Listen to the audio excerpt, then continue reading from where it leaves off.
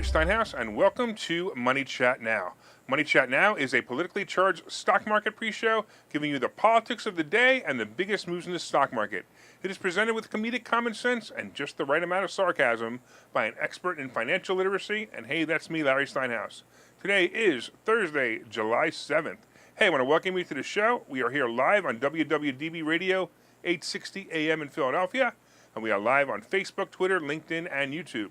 Hey, of course, you can find me on Facebook, LinkedIn, Twitter, True Social, TikTok, all those other social media sites by just searching Larry Steinhouse.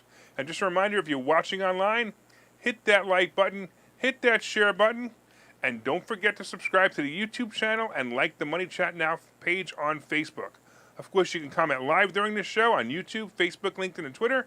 And please say hi so I know you're watching. A couple of people saying hi. A couple of people saying hi already.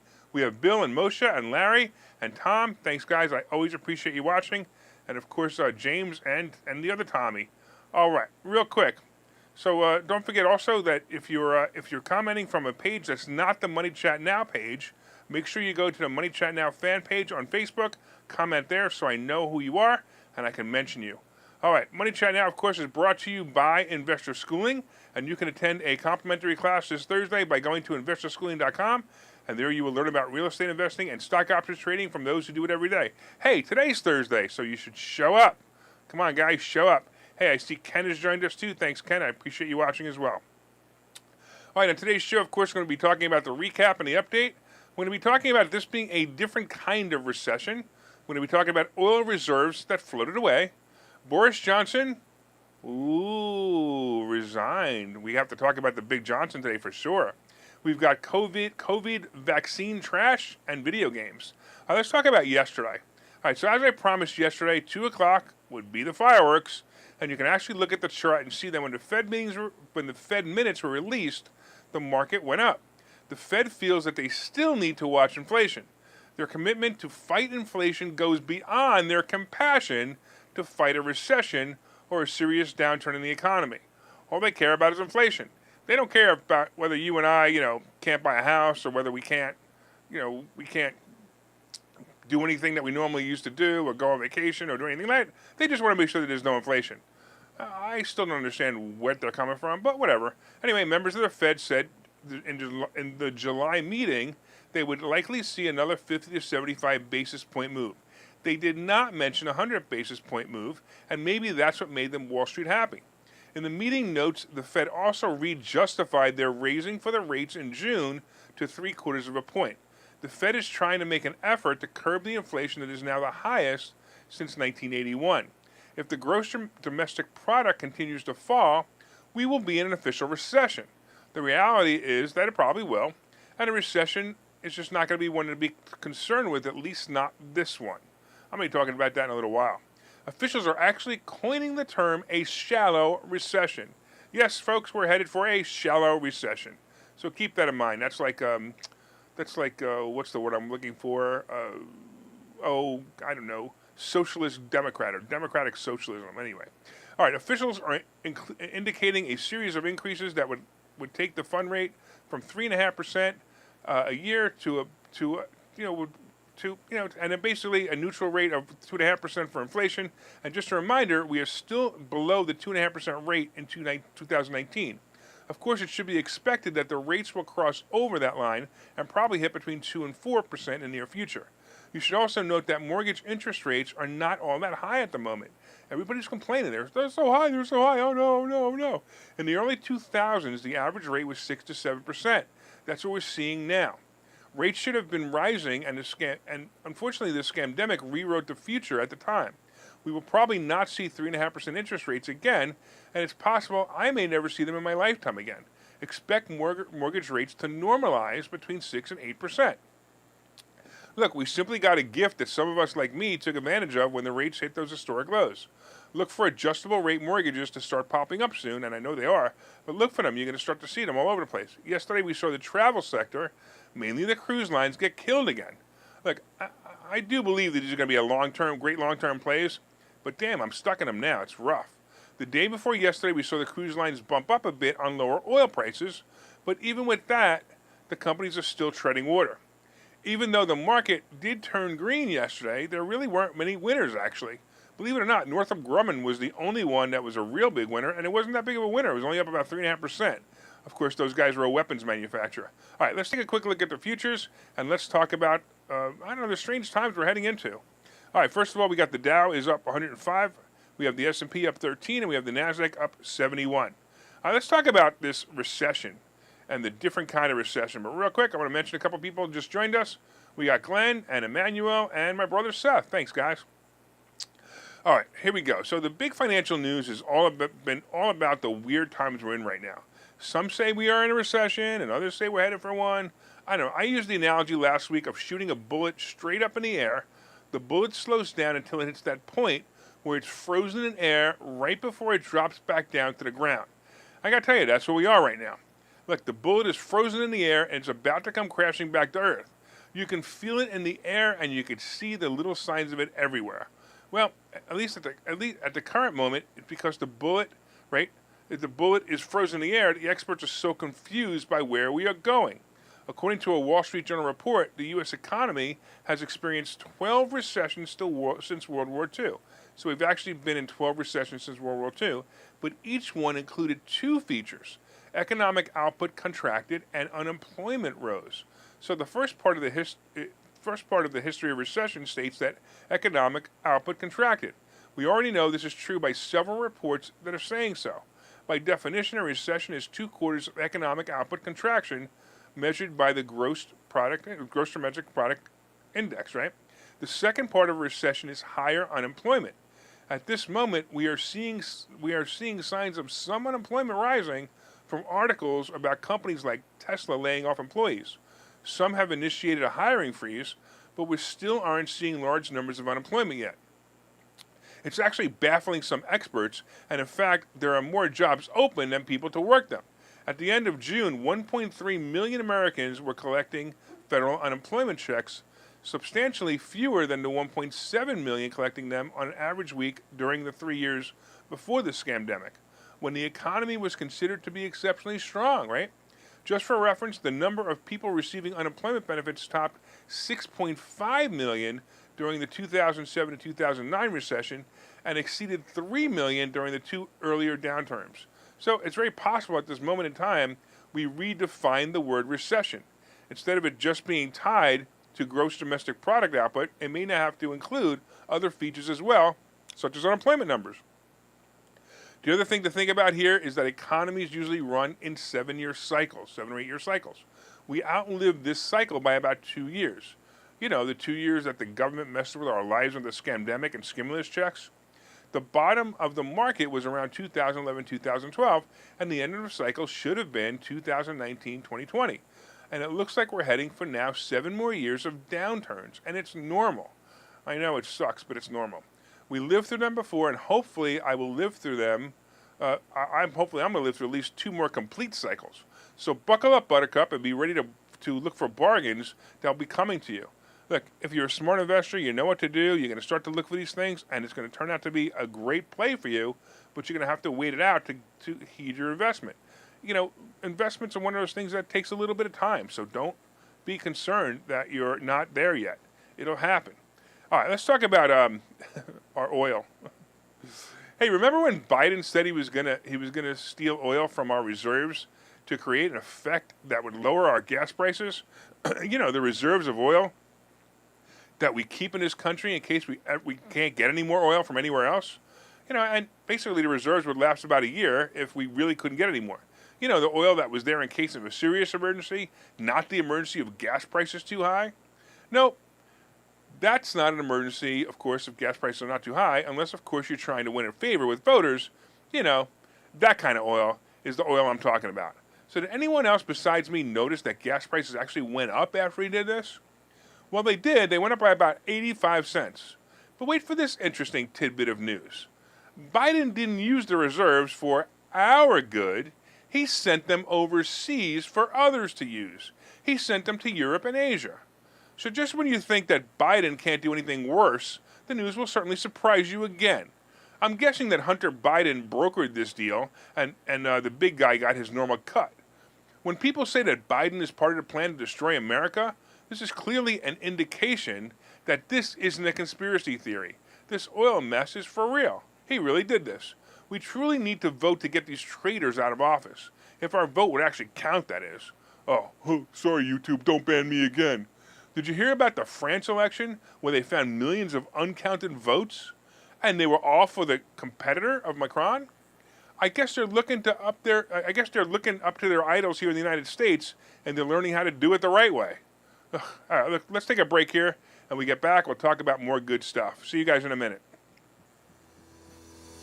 Okay, so you thought about buying and selling real estate. You've thought about investing in the stock market, but don't know where to start.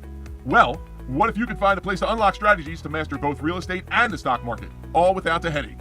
That place is Investor Schooling, hosted by Larry Steinhouse, an expert in real estate, financial literacy, and the ins and outs of the stock market. You can attend Investor Schooling in person or online 8 times a month. You can and will learn how to make money in real estate, and you will learn mastery of stock techniques such as options and covered calls. You will even get a chance to ask one of your burning questions to the stock options sultan, the master of picks and plays. Call 866-424-2829 for free information and receive a complimentary pass to attend classes, or register online at investorschooling.com. Don't delay. These passes are limited. So what are you waiting for? Call 866-424-2829. That's 866-424-2829. Or visit investorschooling.com. That's investorschooling.com.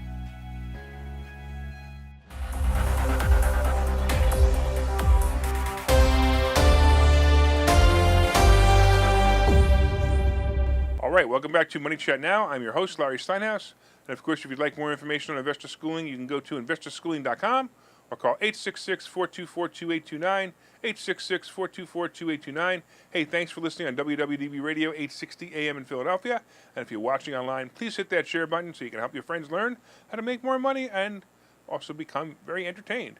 Hey, hit that like button. Let me know you enjoyed the show. Come on, everybody, hit that like button. I see James and John joined us. Hit that like button, hit that share button, and let everybody else know that you're watching. And Peter just joined us as well. All right. And don't forget to leave comments on Facebook, Twitter, LinkedIn, and YouTube. And, of course, I'll try to respond to them live. All right. So far, of course, we've been discussing the recap. And the Dow right now is up 123. The S&P is up 17. And the NASDAQ is up 79. And we talked about the fact that we're in a different kind of recession where unemployment is still low, but the gross domestic product is moving down too. It's kind of a weird place. We also talked about oil reserves that Biden sent elsewhere because he doesn't feel that America needs them. He feels it's more important that we send them across the country, to another country, because he's a traitor. All right, coming up, of course, we have Boris Johnson, and we have COVID vaccine trash and video games. And then, of course, at the end, we have today's picks and plays. But first, did you guys hit that like button? Did you guys hit that share button? Don't forget to leave comments on Facebook, LinkedIn, YouTube, or Twitter. And if you're listening on WWDB Radio, be sure to set a preset to this station and listen every day at 7:30. Also, look up Money Chat Now on Facebook when you get home, and let me know what you think of the show. Hey, by the way, before we start the second half, did you guys order my book yet? Come on, all you guys who are watching, order my book. Go to wherever fine books are sold. Look up Money Hacks by Larry Steinhouse. You can get it right now on Kindle or Nook, and actually you can have the physical book in about 2 weeks. So if you want it, it's yours. Go get it. And let me know what you think of it. Also, if you already have ordered it, please leave a review for me on barnesandnoble.com. All right, let's talk about one of my favorite leaders. Oh, boy. My favorite leader to make fun of is the Big Johnson himself.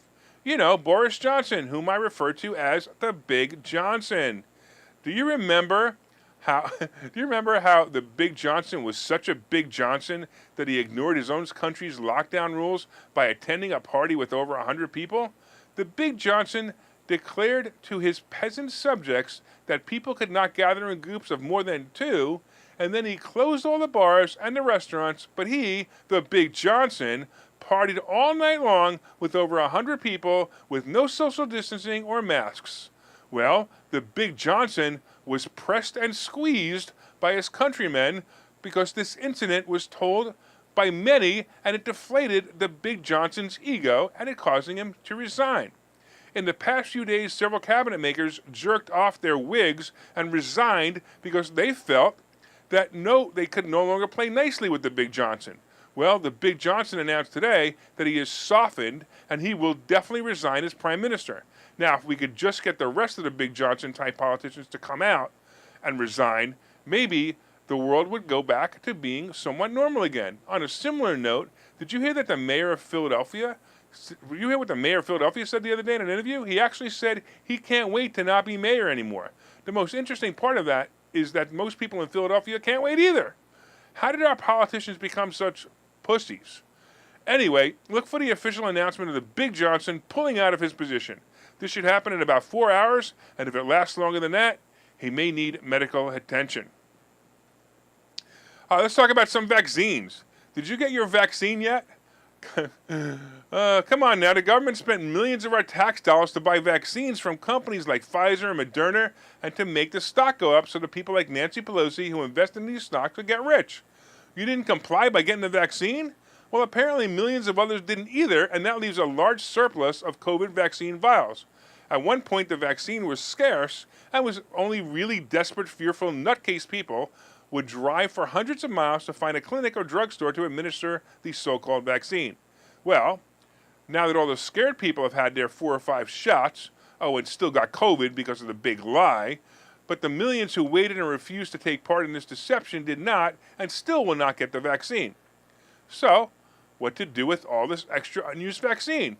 Well, Moderna just discarded 30 million doses of its COVID-19 shot after failing to find takers. 30 million! How many did they manufacture? Check this out. Germany's health officials have disposed of 3.9 million COVID vaccine doses that were sitting in federal central warehouses and expired the end of June. Canada has disposed of 1.2 million expired doses of Moderna and is set to throw out all 13.6 million expired doses of AstraZeneca COVID vaccine. According to the government health department, all this was according to the government health department, a Moderna chief executive said, "We are now throwing out doses in the garbage." In the garbage? I hope not. Isn't that how outbreaks of diseases get started anyway? The garbage? Really? It's no wonder they tried to push their drug on children. Sales are low and they need a booster of income. Hey, I can't say anything about how I feel about children getting the so-called vaccine because YouTube will shut me down for good, but I think you have a general idea how I feel about protecting a group that saw almost no effect from this thing that happened, the thing that, I talk about on YouTube, and, because YouTube just censors you. Look it up yourself, though, because if I do, YouTube will shut me down. By the way, even if the information is from the CDC or the WHO itself, YouTube will still shut you down. So the vaccines are now being thrown in the garbage. Frankly, I believe they're a lot safer there anyway, so who cares? All right, let's talk a little bit about video games. I was looking for a final story this morning, and I came across a story on video games, and I was instantly reminded of a 22-year-old that I met at a networking event who told me his life's desire is to play video games and live off Bitcoin mining. I think I actually spit my drink while I laughed so hard. But think about the average 19 to 27-year-old. They never had to work, and they never thought their money, and they always thought their money grew on trees. Well, maybe it wasn't trees, but it definitely grew on nodes, right? Nodes are each one of the points in the blockchain that acts as an electronic ledger for Bitcoin transactions. So the millennials and Gen Z people got used to not working and needed something to do, and video games was the answer. Well, all of a sudden, this isn't working so well for the youngins, and now they have to start going back to work. Aw, don't you feel bad? They may actually have to move out from their parents' basement soon, too. This is causing video game sales to slide and slow and their stocks to drop. Video game sales are set to decline annually for the first time in years. Of course, the scamdemic helped bolster sales like every other do something from your home while wearing a mask alone in your living room stock did. The war also took its toll on video game sales. Of course, all the Ukraine, in the Ukraine, instead of playing video games, they're playing real war. And in Russia, the world's 10th largest video game marketplace, because of the sanctions, Russia, many games and gaming devices are no longer available. So Russia is expected to drop to number 14 in the global rankings and lose about $1.2 billion in value, according to a report. Of course, other challenges face the industry, including privacy changes from Apple that make it harder for mobile game developers to track iPhone users and send them notifications of new games being released. Look, I'm not a gamer, but if you're a gamer, let me know what game you're playing, because I'm curious to know what games you're playing. So put out there what game you're playing. Put it down in the comments. Let's take a break here. When we get back, we can see how the futures are doing. I'll see you guys in a minute. Hi, I'm Larry Steinhouse, and I've written a book called Money Hacks. The subtitle to this book is because everything you think you know about money is wrong, and I promise you there are things you think about money that are wrong. There are chapters in this book that I think you will find absolutely fascinating, and some of them are, what is money anyway? Can money buy happiness? I'll bet you don't know the answer to that question. The truth about credit scores, how you can actually use credit cards to rebuild your credit. I also have chapters on being your own bank, how to buy houses with an IRA, and how to invest with other people's money. There are so many other chapters. There are 22 total chapters in this book, and I promise you're going to learn how to make more money and pay less taxes when you buy this book. My name is Larry Steinhouse. The name of the book is Money Hacks. You can get this book wherever fine books are sold, and you can go to barnesandnoble.com right now and pre-order it. I hope that you will enjoy it.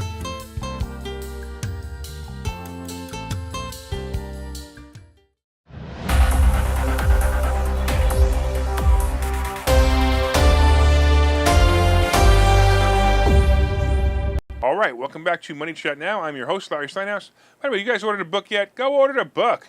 What are you waiting for? Come on, James. I see James joined us, and Charles joined us, and Sal joined us, and Peter joined us, and Seth joined us. I like this. This is funny. Peter says, my vaccination is a shot of whiskey once a day. I like it. Very good. All right. So far, of course, we've been discussing the recap and the update, and we've been talking about a different kind of recession going on right now. We talked about oil reserves floating away because of Biden sending them elsewhere. We talked about the big Johnson pulling out. I like it. Yep, he's pulling out of his position. Too many jokes I can make that I'm not allowed to say on the radio. Anyway, we talked about COVID vaccine trash and video games. Coming up, of course, we have today's picks and plays. But first, did you guys hit that like button? Did you guys hit that share button? Let everyone... I'm wondering if the big Johnson's not going to be able to see blue anymore. All right, some of you guys got that joke. All right, if you're old like me, you got the joke. Anyway, let everyone know what great stocks are playing by sharing this information. You can share it on your page or groups that you feel will benefit from the great stock plays. Come on now, leave me comments. Leave me comments on Facebook and LinkedIn and Twitter, and I will certainly let you know that I saw them. All right, let's see. If you're listening on WWDB Radio, set one of your presets to this station every day, and listen every day, I should say, at 7:30 for all you need to know about the politics behind the stock market. All right, let's get into it. Let's talk about today. Well, it looks like the dead zone theory that I teach in investor schooling is proving itself with some of the plays. The dead zone ended last week, and this should be an indicator that the market is on its way back up. Now, right now, it's hovering right above 31,000. Now, I personally believe it's not going to go much higher than this. 31,500 or 32,000 will probably be the tops. But remember that we're ratcheting down each day as we get to what I would expect the range to be, and that's the 26,000 to 28,000 range. I actually hope this happens soon so I can have a more predictive cycle in the market. Yeah, I know I really don't want it to drop to 26 to 28, but once it gets there, I believe that's going to be the, if you want to call it the bottom, you can. So that's why I'm actually looking forward to it. But at the same time, hopefully it doesn't happen, right? But whatever. All right, right now, nothing speaks to me as much of a great deal either, so I would stay away from most of the stuff in the stock market. Meta is going to go up higher as it approaches earnings. Apple will also do the same, so both of these are going to be good stocks. Meta had a nice pop yesterday and the day before as well. Look, if you're scared and you want to park your money safely in stocks, look for good dividend-paying stocks like AT&T, General Mills, or something like that. The dividends will keep you earning money on your money while you wait for big moves in the future. By the way, set an alert. I'm going to suggest this. Watch for the S&P to be over 4,000.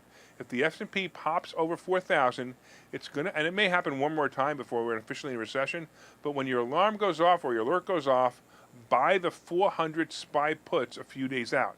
It's going to be a good play. The S&P cannot maintain over 4,000, and that seems to be pretty much where we are, so it's a pretty good indicator that you should buy a put on it. All right, let's talk about where we are right now. Let's talk about what's going on in the Dow. Right now, the Dow is up 127, the S&P is up 17, and the NASDAQ is up 86. Normally at this point, I'd be telling you what I think the market's going to do. I have no idea. It is so bizarre. There's nothing really, it's not really doing anything normal. So I really don't know. Do I think it's going to be a good day? Look, if it stays here, it'll be a good day, right? All right, let's talk about crypto, and let's talk about Bitcoin. Bitcoin is hovering in the $20,500 range. And look, I got to tell you that it took a little while to get back above 20. I'm not so sure if it's going to maintain that 20,000. So again, it's not a place for me. I was reading an article this morning about Bitcoin miners who are losing all their money now. They're losing tons of money now because their mining machine can't mine enough Bitcoin to pay for itself, because they're not making enough money mining Bitcoin because there's less transactions, and because Bitcoin, the value of Bitcoin is so low. Remember, they don't get paid in dollars to mine Bitcoin; they get paid in Bitcoin to mine Bitcoin. So whatever, they get a bazillionth of a fraction of a Bitcoin, whatever it may be. That bazillionth of a fraction of a Bitcoin is worth 1/3 of what it was a year ago. So they're getting hurt. So it's really, really pretty bad. Ethereum, by the way, is also trying to get back to about 1,200. And I got to tell you, I see the two of them moving in tandem. I'm not much of a crypto fan, so, I tell you, I personally don't think it's a good idea. But here's something I am a fan of. And I got to tell you, I'm surprised at this one. Gold and silver are sucking wind. It's terrible. The precious metals just keep going down. And, and I don't know, Bitcoin's moving up a little bit, but the precious metals just keep going down. I don't know. It's kind of something really, really weird with gold and silver right now. It's just not doing what it normally does. So right now we got, gold, below 1750 and silver below 20, which does not make me happy because obviously I have a lot of both of the metals. But it is what it is. I mean, I'm not ready to sell it. So as you know, if you're not ready to sell it, you don't take your loss anyway. It's just bad numbers. I actually think it's a good time to buy it. Actually, if I see if it goes down even further, I'm certainly going to add to my position. All right, the Treasury bond is about 2.9%, and it's staying below 3 for now. This surprises me, but I also don't think it's as bad being above 3 as everyone thinks it is. It's not that big of a deal. Oil is moving down, and it's about $99 a barrel, and the average gas price moved down to $4.75. Let's go, Brandon. Oh, boy, can we finally congratulate him that he got oil down about a quarter? I mean, gas prices down about a quarter. He didn't do a damn thing to do it, but he did it anyway, right? All right, and that is pretty much the end of today. My name is Larry Steinhouse. I am the host of Money Chat Now.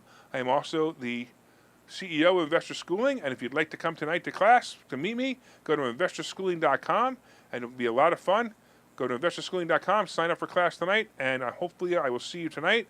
And for everyone out there, make it a profitable day.